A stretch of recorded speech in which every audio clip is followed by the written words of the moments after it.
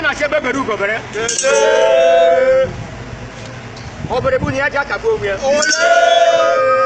Nnamdi Kanu ọnwụ nwanyị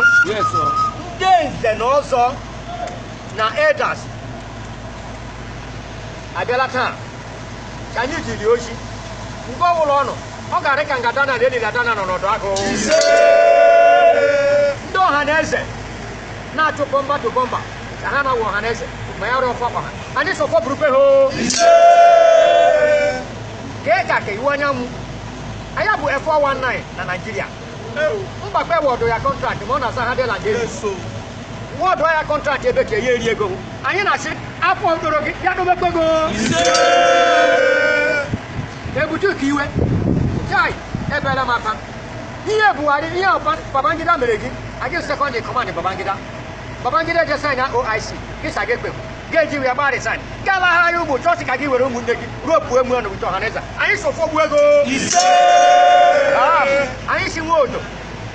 ịsa gị mere sabo oge ma Biafra ka gị oge mee ya sabo kuku anyị na-achị jọ ọhụrụ ga-akwụ anyị odo anyị ga-ejigiri ego ọhụrụ anyị na-achị nwa Jesi nna mụrụ Nnamdi Kanu na lọọlụ ya oriakụ ya anyị si ebe ọbụla ọ nọ Chineke chekwa ya anyị na-achịcha gọvanọ niile ụgbara anyị okirikiri sa ha ga-egbu anyị kwe ha ekwugharị anyị kwa ha kpụgharịa anyị si mgbe ọbụla nọ ọgbaghara bịata ha n'ime